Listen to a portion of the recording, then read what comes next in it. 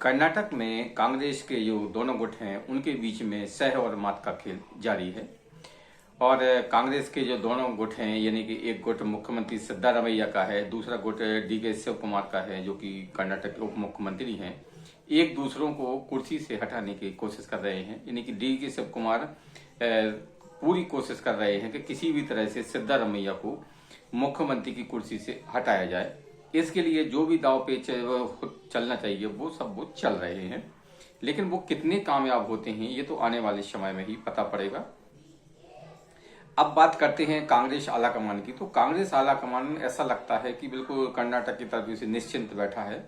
उसको लगता है कि कांग्रेस की जो कर्नाटक में सरकार है उसमें सब कुछ ठीक चल रहा है और उसमें ऐसा ही चलता रहेगा। लेकिन कांग्रेस आलाकमान को कर्नाटक की ये बेफिक्री महंगी पड़ सकती है।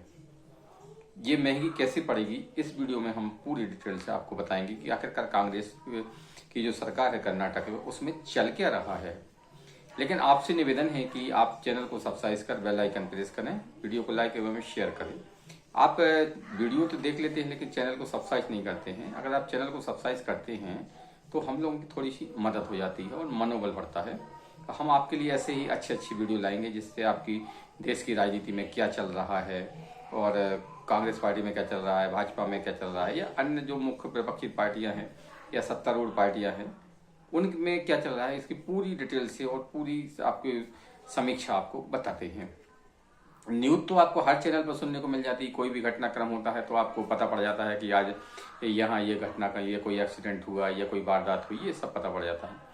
लेकिन बहुत ही ऐसे कम आपको चैनल मिलेंगे जो आपको पूरी घटना के डिटेल से और बारीकी से जरूर समझाएंगे, ताकि आपको पूरी इस घटने के पीछे क्या वजह है, कौन कौन से इसमें शामिल है, सब आपको जानकारी मिल जाए। चलिए अब बात करते हैं कर्नाटक के बारे में। कर्नाटक में कांग्रेस की सरकार है और करीबन 2.5 साल इस सरकार के पूरे होने वाले हैं। और जब कांग्रेस वहाँ कर्नाटक में सत्ता में आई थी तब जो वहाँ के मुख्यमंत्री पद के लिए सबसे बड़े दावेदार जो आज वर्तमान में उप मुख्यमंत्री हैं डी के शिव कुमार थे। तो डी के शिव कुमार को तब ये कहा गया था कि आप अभी आप उप मुख्यमंत्री बन जाइए, 2.5 साल के बाद में आपको मुख्यमंत्री बना देंगे। तो डी के शिव कुमार अब यही आलाकमान के ऊपर यही दबाव बना रहे हैं कि अब वो अपना वादा पूरा करिए। लेकिन कांग्रेस में वादा पूरे करने की तो प्रथा रही ही नहीं है ना।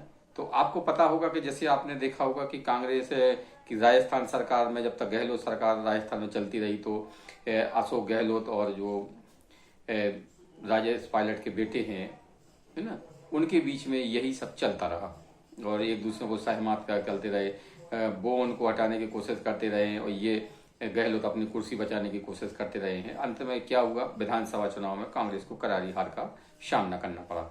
अब एक और राज्य में भी कांग्रेस की जहां बहुमत की सरकार है वहां भी यही सब चल रहा है। उप मुख्यमंत्री डी के शिव कुमार मुख्यमंत्री सिद्धारमैया को हटाने की कोशिश कर रहे हैं, इसलिए वे हर दाव पेच आजमा रहे हैं। तो हाल में ही डी के शिव कुमार जी और सिद्धारमैया दोनों ही दिल्ली दरबार में हाजिर हुए। डी के शिव कुमार ने राहुल गांधी से मुलाकात करने की कोशिश की लेकिन उन्हें समय नहीं मिला, तो उन्होंने प्रियंका गांधी और रणजीत सुरजेवाला से मुलाकात करी और ये मुलाकात के बाद में अब बेंगलोर वापस लौट गए। मुख्यमंत्री सिद्धारमैया राहुल गांधी से मुलाकात करने की कोशिश कोशिश करते रहे, दिल्ली में भी रहे, लेकिन राहुल गांधी ने उनको मिलने का समय ही नहीं दिया। अब राहुल गांधी का सिद्धारमैया को समय न देना क्या साबित करता है? क्या राहुल गांधी इस संकट से भाग रहे हैं या उनका कर्नाटक में कोई इंटरेस्ट ही नहीं है? अक्सर आपने देखा होगा कि कांग्रेस में ऐसा ही होता रहा है। कांग्रेस के में बहुत सारे ऐसे उदाहरण हैं कि जब आप जो बड़े नेता हैं उसको नजरअंदाज किया, जैसे कि कमलनाथ जब मध्य प्रदेश के मुख्यमंत्री थे है ना, तो सिंधिया के साथ में यही हुआ। सिंधिया की जो युवा नेता थे सिंधिया, और सिंधिया की मेहनत की वजह से ही कांग्रेस की सरकार का मध्य प्रदेश में बनी थी। लेकिन सिंधिया की जगह पर कमलनाथ को मुख्यमंत्री बना दिया गया और जो कर्नाटक में फॉर्मूला था वो फॉर्मूला सिंधिया को दिया गया, लेकिन सिंधिया को नजरअंदाज किया गया। सिंधिया ने जब राहुल गांधी से मुलाकात करने की कोशिश की तो उनसे मुलाकात नहीं की राहुल गांधी ने।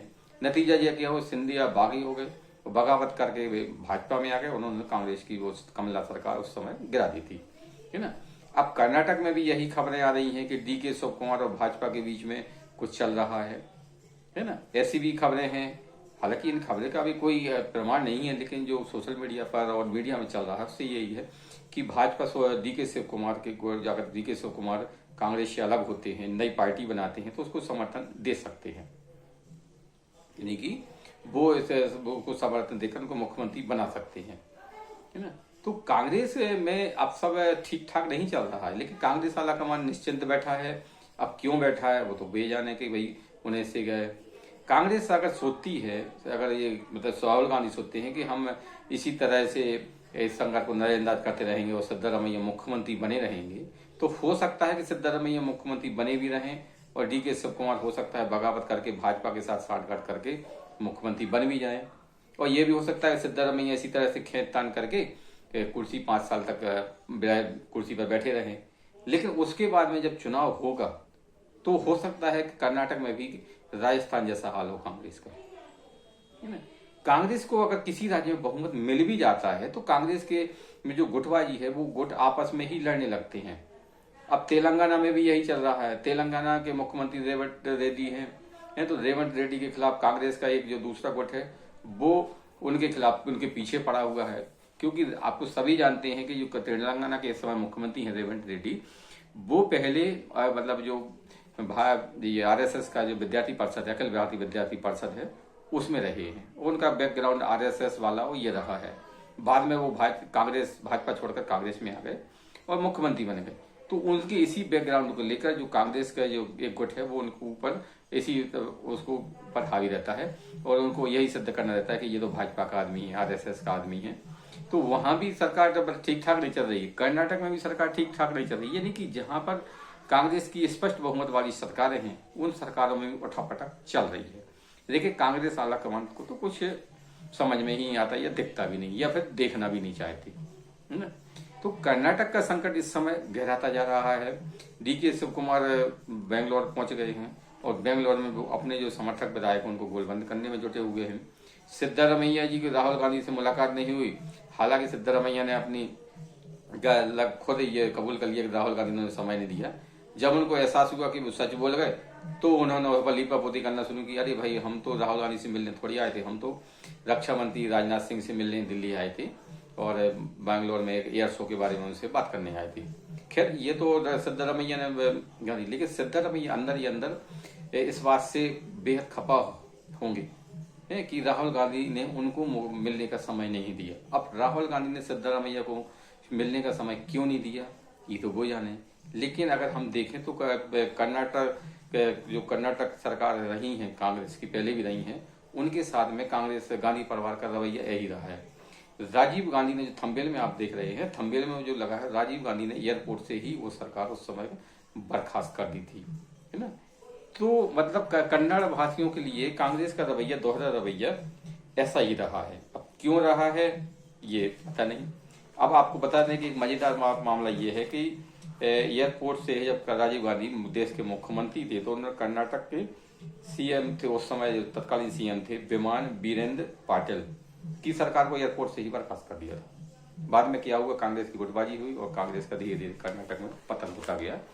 तो कांग्रेस का तो ये मतलब विरासत से चला आ रहा है कि वो कर्नाटक में जो कन्नड़ भाषी उनकी उपेक्षा करती है, उनके जो कन्नड़ भाषियों के नेता है उनको समय समय पर अपमानित करती है या उनसे मिलने का समय ही नहीं उनके पास रहता है। तो राहुल गांधी कोई नई बात थोड़ी कर रहे हैं।